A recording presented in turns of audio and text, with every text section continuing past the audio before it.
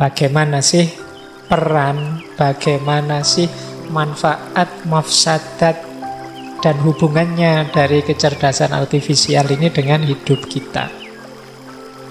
Ini tema yang banyak sekali di webinar kan belakangan ini. Nah, kita sedikit-sedikit bahas ini ya, biar teman-teman nanti kalau join di diskusi, seminar, webinar itu punya sedikit-sedikit bahan.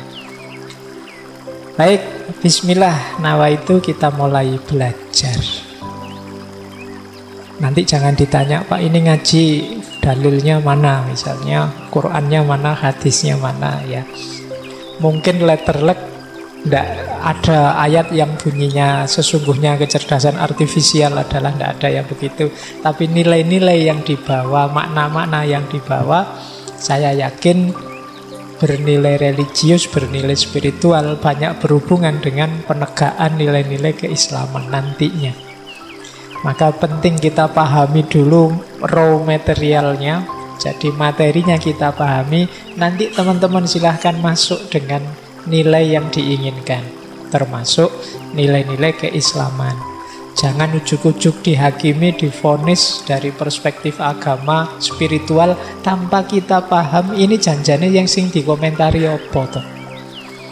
Yang kita kritisi, yang mau kita gugat itu apanya. Nah, ngaji filsafat polanya kan kita semacam itu, kita pahami dulu sampai detail, nanti baru teman-teman kalau ingin masuk, termasuk dari perspektif teologis, agama, dalil, Al-Quran, dan lain sebagainya, monggo.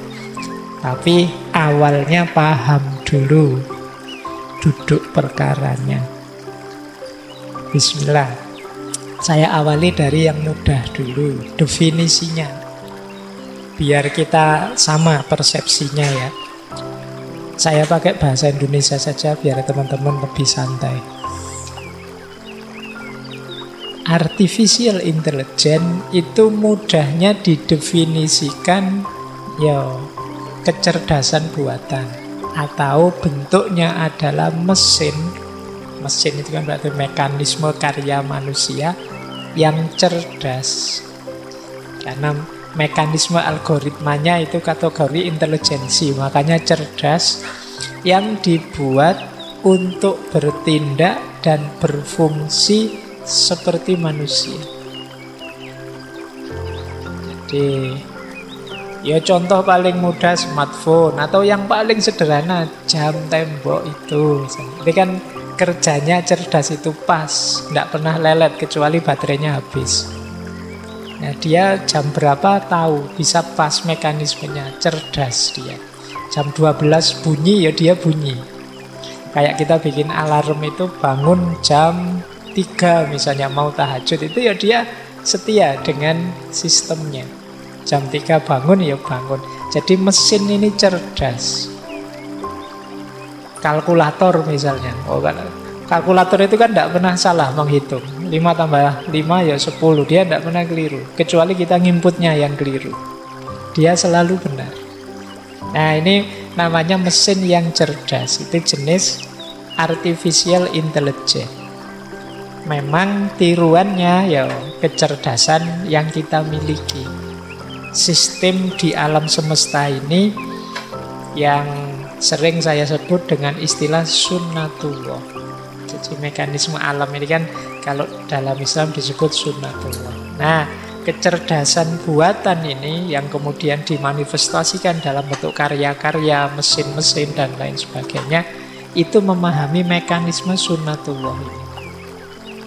Jadi, air kalau dididihkan 100 derajat mendidih dia, itu kan kita bikin mekanisme untuk bikin air panas 100 derajat terus mendidih. Nah, ini jenis-jenis mengambil sunnatullah yang semacam itu. Nah, cirinya 3. Melakukan replikasi, mensimulasi. Mensimulasi itu bikin permainan mekanisme yang seperti kecerdasan kita. Kok pinter ya kalkulator ini? Itu kan mensimulasi kerja pikiran kita. Yang kedua, melakukan tugas-tugas dan membuat keputusan cerdas sesuai data dan instruksi yang kita berikan, sesuai mekanismenya. Yang ketiga, merasionalisasi. Jadi mengambil satu tindakan, ini enaknya gimana ya? Nah, itu mesin-mesin tertentu yang kita pegang hari ini itu bisa. Situasinya ini berarti saya harus begini, anunya begini, harus begitu. Sekarang kan banyak mesin-mesin otomatis. Oh, kalau suhunya sekian, AC otomatis nyala misalnya. Sekarang banyak yang seperti itu. Nah, ini cirinya. Yo, komponennya, kompetensinya macam-macam. Dia reasoning, planning, learning, processing, moving the object, dan lain sebagainya. Ini saya bilang tadi, saya tidak akan terlalu mendalam di teori artificial intelligence-nya ya. Pokoknya teman-teman dibaca saja, kira-kira ikut definisi nih. Nah, saya ambil yang terakhir itu, saya pakai bahasa Jawa. Mekanismenya artificial intelligence, ini saya tiba-tiba pas nulis materi ini kok persis dengan yang disampaikan oleh Ki Hajar Dewantara. Jadi caranya orang belajar itu ya nonton, niteni, dan nirokke. Melihat, meniteni itu apa ya? Mengingat-ingat itu ngiling-ngiling. Kalau niteni apa? Meniteni lah, ngancing. Jadi niteni itu misalnya gini loh, tak titeni ya, ini ngaji ini, nanti kira-kira jam 9:30 mesti 50% ngantuk. Nah, ini namanya niteni. Jadi membaca sunatullah tadi dititeni, diiling-iling. Oh, nanti begini. Kalau suasananya seperti ini mungkin tidak lama lagi akan kemarau. Kalau pagi dinginnya luar biasa misalnya, itu niteni namanya kalau bahasa Jawa. Jadi dengan cara niteni ini nanti dilanjutkan nirokke, membuat mekanisme yang sama.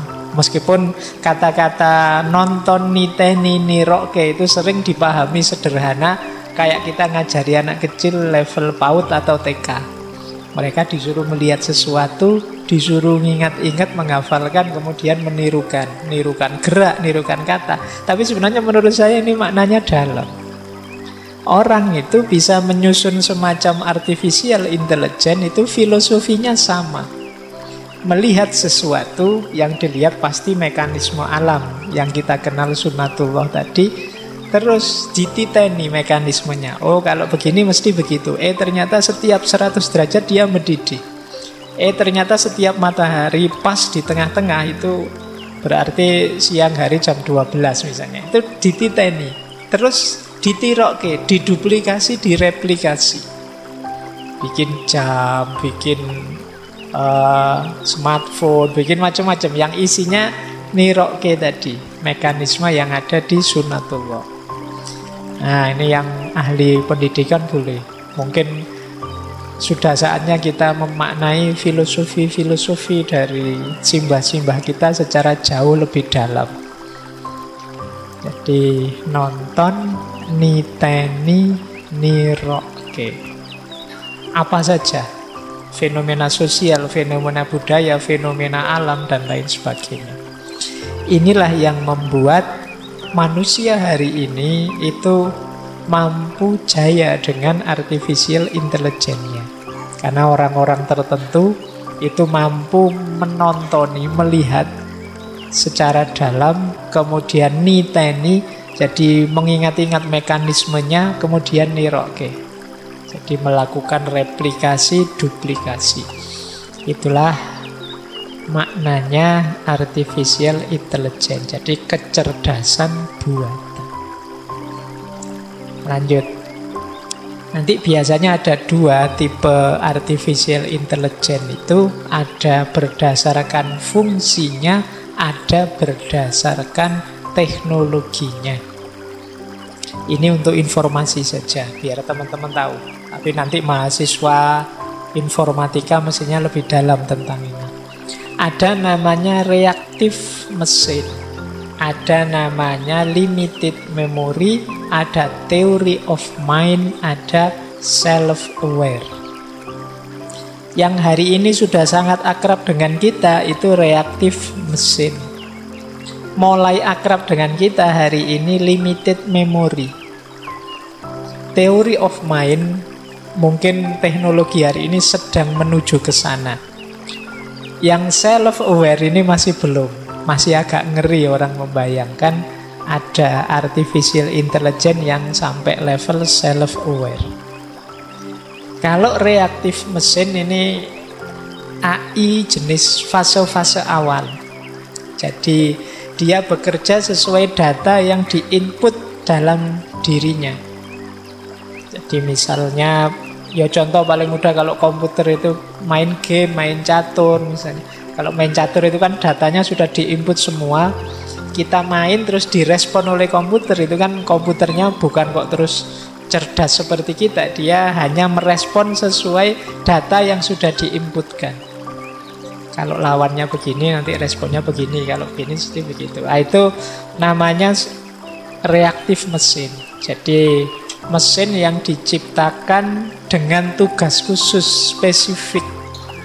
Untuk yang lain dia tidak bisa. Mengembangkan dirinya sendiri dia tidak bisa. Nah, ada yang kedua, namanya limited memory. Kalau ini dia bisa menyimpan data, kemudian bisa sedikit belajar dari informasi-informasi sebelumnya, terus dia tampil sesuai dengan pengalamannya, tidak sekedar sesuai data yang diinput sebelumnya. Yang contoh paling mudah virtual assistant. Kalau teman-teman mungkin kenalnya Google Assistant itu ya. Itu dia kerja sesuai memori yang kita inputkan pada dia, pengalamannya selama ini. Misalnya teman-teman suka buka situs-situs yang gitu-gitu, itu sama Google ya sering ditawari gitu-gitu. Misalnya buka pakai keyword telanjang misalnya, nanti mesti besok buka Google yang pertama ditawarkan itu, yang ada kata telanjangnya, yang ada kata itu sesuai memori yang kita inputkan sebelumnya. Jadi hari ini banyak mesin yang bisa ini, limited memory. Jadi dia belajar dari pengalamannya, bagaimana memang dia dibikin terbuka, beroperasi. Jadi ketika dia mengalami sesuatu, disimpan sebagai data, kemudian dipakai untuk respon. Misalnya yang hari ini ramai kemarin ya, self-driving cars. Self-driving cars itu mobil yang bisa nyetir sendiri. Nah itu kan dia respon nanti limited memorinya main. Dalam situasi begini harusnya begini, sesuai dengan memori yang dimiliki oleh mobil itu. Nah sekarang mulai banyak. Jadi mesin-mesin yang limited memory. Jadi bisa menyimpan data kemudian belajar dari data baru yang masuk. Yang ketiga, theory of mind. Theory of mind ini, kalau ini sedang menuju ke sana. Kalau sebelumnya itu kan berhubungan dengan data-data yang bisa dibaca, bisa kelihatan. Kalau theory of mind ini mampu membaca sampai level emosi, pola berpikir manusianya, dan lain sebagainya. Mungkin pada saatnya smartphone kita itu bisa mendeteksi, wah ini yang megang saya sedang sedih nih. Sekarang kan kita menampakkan wajah terus dia bisa terbuka. Itu masih jenis limited memory atau reactive mesin. Tapi mungkin besok kita tampakkan wajah, HP kita sadar, wah yang pegang saya ini sedang mesum ini pikirannya. Terus tiba-tiba dia keluar ngaji misalnya. Terus tiba-tiba nanti bisa begitu. Jadi dia namanya theory of mind. Dia tidak hanya bisa merespon hal-hal fisik yang kelihatan, tapi dia bisa mendalami sampai ke level emosi. Mungkin melihat gerak mata atau melihat apa, kerutan wajah atau apa. Nanti bisa sedang menuju ke sana. Ini namanya theory of mind. Nah, ada lagi yang namanya self-aware. Kalau self-aware ini, ya dia punya kesadaran sendiri. Jadi dia bisa ngatur dirinya sendiri tanpa harus kita set. Dia punya kesadaran sendiri. Misalnya Mungkin HP kita itu dia bisa ngatur dirinya sendiri. Misalnya kita set, saya mau bangun jam 7 terus dia, masa masih mahasiswa bangun jam 7, sholat subuhnya kapan? Terus dia geser sendiri, bangun pokoknya minimal jam 5 atau jam 4 lah. Terus bunyinya dia jam 4 misalnya. Itu namanya self-aware. Jadi dia mungkin dari berbagai data yang dia miliki, ini kan Islam, masuk bangun jam 7, harusnya kan sholat subuh misalnya. Terus akhirnya kamu nyeting jam 7, dia keringnya jam 5 atau jam 4. Nah ini punya kesadaran sendiri. Nah ini yo agak-agak ngeri gimana kalau kita punya mesin yang dia punya kesadaran sendiri. Bukan hanya kita yang ngatur, dia juga ikut ngatur. Ini namanya self-aware. Dibayangkan nanti bisa ke sana. Oke, dan ini kan sudah menjalar kemana-mana kan. Era Internet of Things ini semua bidang sekarang dimasuki oleh artificial intelligence ini. Kemarin bahkan sampai ada di dunia kedokteran yang operasinya tidak pakai dokter, pakai mesin saja, pakai robot. Jadi mungkin lebih presisi. Kalau manusia mungkin bisa meleset-meleset, tapi kalau mesin mungkin langsung pas sesuai, kecuali listriknya mati, saya tidak tahu. Tapi ada ternyata sampai hari ini, sampai level itu. Makanya nanti banyak hal yang terancam. Makanya malam ini kan kita akan membahas banyak sisi eksistensialnya yang berhubungan dengan manusia. Kalau teknologinya ya mungkin yang kuliahnya jurusan sains komputer bisa masuk nanti ke tema-tema ini. Jadi ini tipe artificial intelligence berdasarkan fungsinya. Nanti ada lagi sesuai teknologinya. Sebenarnya ya mirip-mirip saja.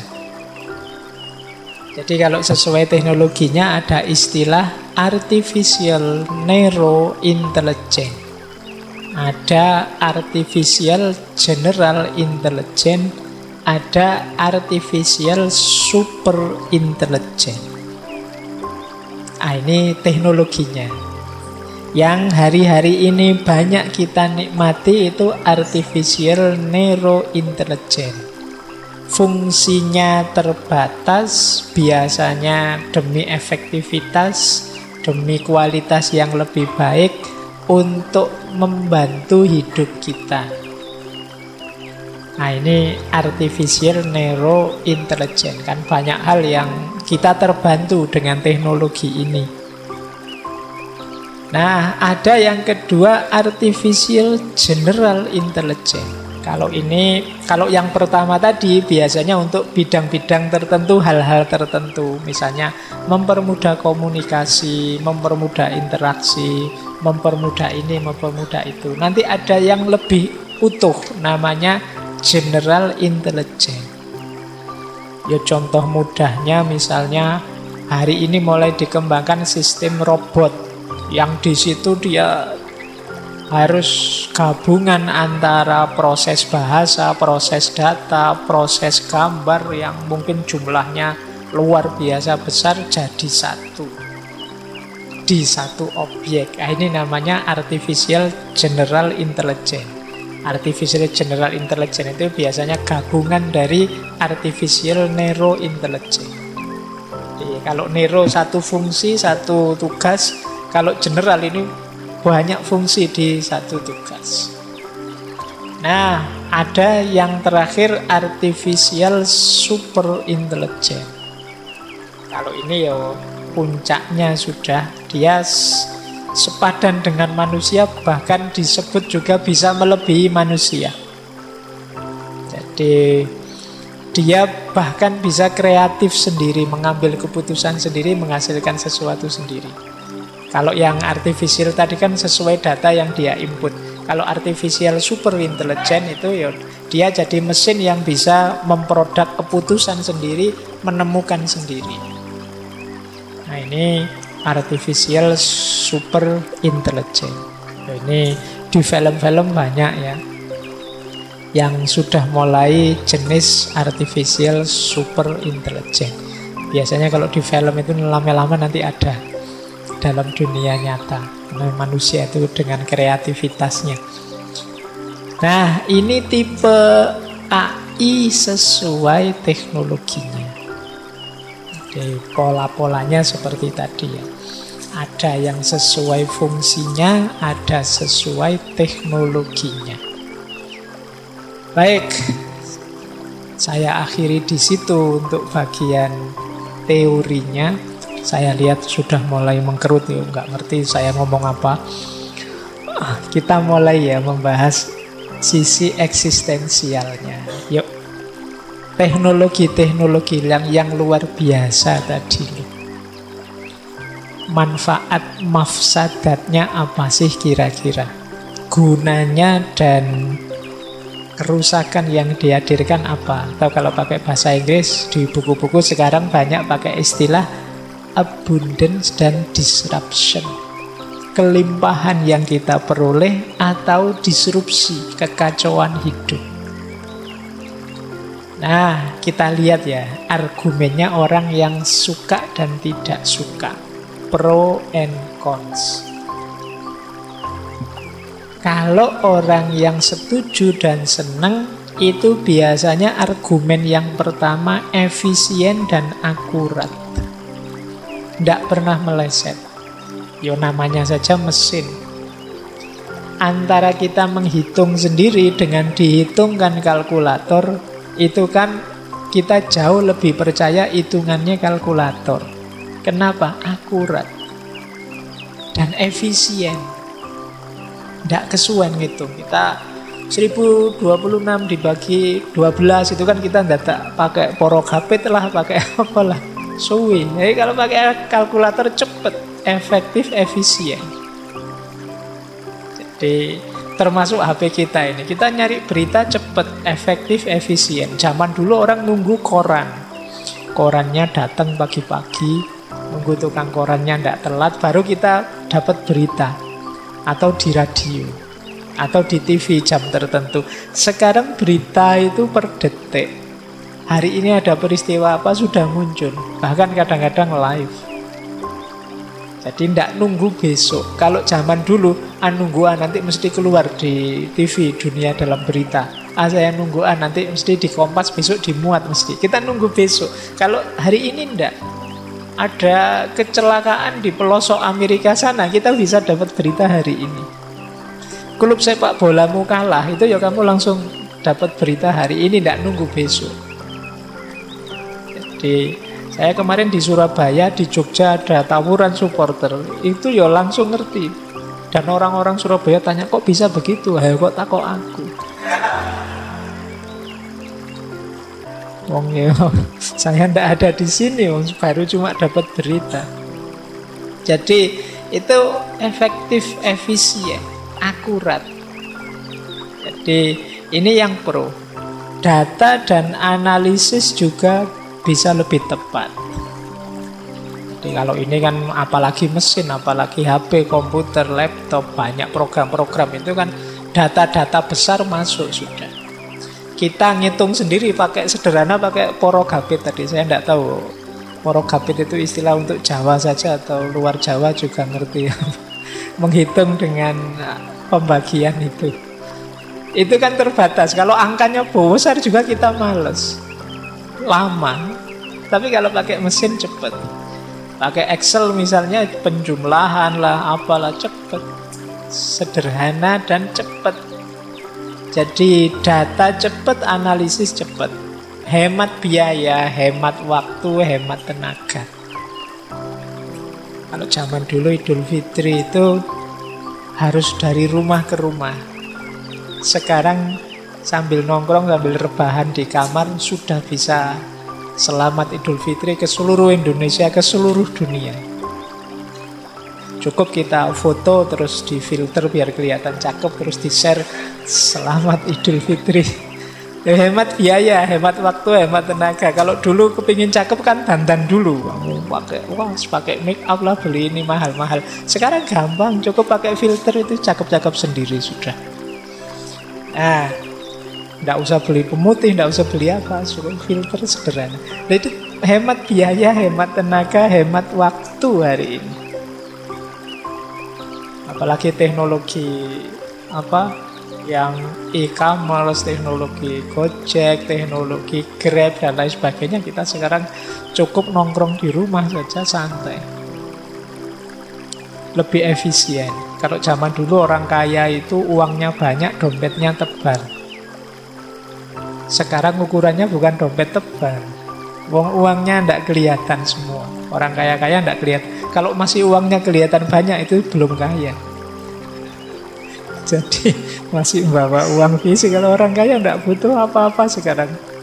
Bahkan sebelumnya pakai kartu, sekarang tidak ada kartu apa-apa. Asal bawa HP sudah bisa dapat segalanya sekarang.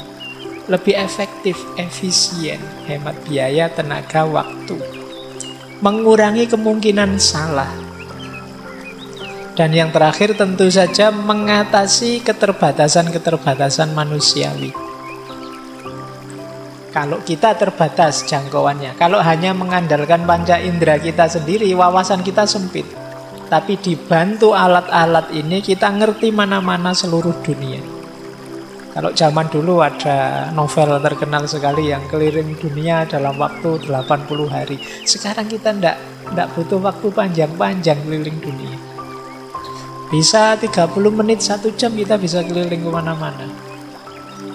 Jadi keterbatasan kita teratasi. Mengatasi males, bosen, enggan. Apa bisa komputermu itu? Coba selesaikan persamaan ini terus komputernya males nanti aja. Enggak mungkin begitu. Kalkulator itu dia tidak akan bilang capek masuk suruh ngitung terus mbok yo. Sekali-sekali istirahat enggak. Jadi enggak mungkin bosen. Bolak-balik ini lagi enggak, dia enggak bosen. Enggak mungkin enggan, nolak. Jadi HP kita itu kita suruh ngaji terus ya dia akan ngaji. Tidak mungkin ngaji terus poyo. Sekali-sekali musik apa-apa kan dia tidak begitu. Kecuali nanti kalau sampai di titik yang self-aware tadi mungkin bisa bantah dia.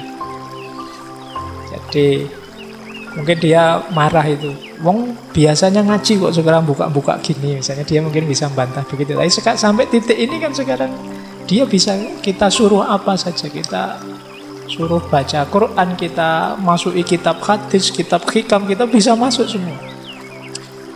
Kadang-kadang HP kita sholawatan, terus kita sekarang jarang sholawatan. HP nih yang lagu nih sholawatan. Naik mobil sholawatan, pakai headset sholawatan. Tapi yo HP-nya, orangnya enggak pernah. Jadi nanti HP kita masuk surga duluan. Kita nanti belakangan, kita hisapnya lama ya kalau HP kita masuk duluan. Ini yang pro. Jadi memang banyak kelimpahan, kemudahan dalam hidup ini. Karena ada artificial intelligence tadi. Tapi banyak juga yang bilang hati-hati loh. Mafsadatnya juga banyak. Jadi problem-problem kemanusiaan yang muncul juga banyak. Yang pertama kelihatan ya pentingnya nilai manusia perlahan-lahan tergusur. Diganti oleh mesin. Nanti termasuk kan yang banyak dikhawatirkan itu, yang bawah itu lenyapnya lahan kerja tertentu. Diganti oleh mesin. Jadi pada akhirnya manusia itu bisa sampai titik dia tidak penting lagi. Nah ini yang dikhawatirkan. Padahal kita merasa sebagai makhluk yang paling bernilai. Tapi kalau sampai pada titik bahwa manusia itu tidak penting, nah ini mulai saya bilang tadi ada problem eksistensial. Apa iya nanti mesin-mesin itu sepenuhnya menggantikan kita? Apa iya misalnya kita mewakilkan saja, Pak, saya tidak perlu hafal Quran kan Pak, HP saya sudah hafal 30 juz misalnya. Apa ya nanti HP saya tidak mungkin keliru Pak, tidak mungkin lupa. Kalau saya kan masih bisa lupa. Jadi ini mungkin diantara kuasanya Allah, wa inna lahu lahafidhun itu. Jadi ada rekamannya orang hafalan. Nah ini problem eksistensial namanya. Apa iya sih nanti kita tersingkir? Yang kedua yang sering dikeluhkan, ketergantungan. Jadi kita diperbudak oleh mesin yang kita ciptakan sendiri. Kita hari ini tidak membayangkan bisa hidup tanpa perangkat digital, tanpa gadget kita. Sinyalnya muter-muter saja kan kita stresnya luar biasa. Ini sinyal lopo, muter terus itu mengeluh nggak karu-karuan, kayak orang nggak makan sekian hari. Jadi sambat terus. Kenapa? Kita sudah tergantung. Apalagi generasi hari ini tidak ngalami hidup tanpa internet, tanpa gadget. Kalau zaman saya masih ngalami. Saya ngalami era tidak ada listrik, kemudian ada listrik. Saya ngalami era tidak ada komputer. Zaman saya dulu, saya zaman kuliah masih pakai mesin ketik gitu. Jadi yang kalau ingin lurus tulisannya dirangkep 2 itu biar nulisnya nggak belandang kemana-mana. Kalau sampai baris terakhir dihitung, ini kurang kata-katanya 7 huruf, 7 huruf ini nanti motongnya di mana itu dihitung. Lama, pakai mesin ketik zaman dulu. Kalau salah pakai tip X. Kalau tip X-nya kebanyakan terus belobor, jadi tulisannya tidak bisa dibaca. Zaman dulu begitu. Nah, tapi terus ada komputer generasi awal yang kalau di print suaranya panjang kayak jangkrik itu, keruik lama itu. Nah, terus lebih canggih belakangan hari ini ya bisa 1 menit puluhan halaman. Jadi tambah lama tambah canggih. Generasi semakin kesini dia tidak ngalami era sulit. Sehingga kesulitan-kesulitan yang bagi generasi saya dulu biasa. Oh, tidak ada listrik biasa, zaman dulu memang awalnya tidak ada listrik. Jadi bisa membayangkan hidup tanpa listrik kalau saya. Bisa membayangkan hidup tanpa komputer, saya pernah ngalami itu. Tapi generasi hari ini tidak. Jadi tidak terbayang. Listrik mati saja kan kita rasanya dunia gelap mau kiamat. Wah, ini ngapain, ini tidak ada listrik, ya kan? Kulkas mati, waduh makananku. TV mati, ngapain aku tidak ada TV. HP yo baterainya habis. Pokoknya stres luar biasa kita listrik mati. Bisa tidak mandi juga karena airnya juga pakai sanyu semua. PDAM juga mati. Jadi bisa membayangkan 2 hari listrik mati itu bisa rasanya hidup ini gelap luar biasa.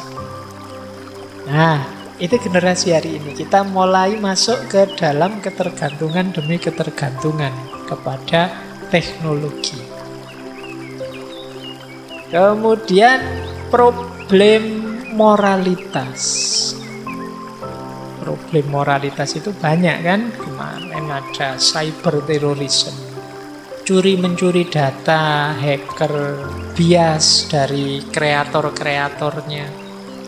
Misalnya yang kemarin rame itu kan kreatornya pro LGBT, akhirnya nanti ada emoticon yang laki-laki sama laki-laki, terus kita marah-marah karena ada itu. Ini banyak yang seperti itu. Wong kita ndak bikin sih, wong kita hanya konsumen, akhirnya bisanya marah-marah.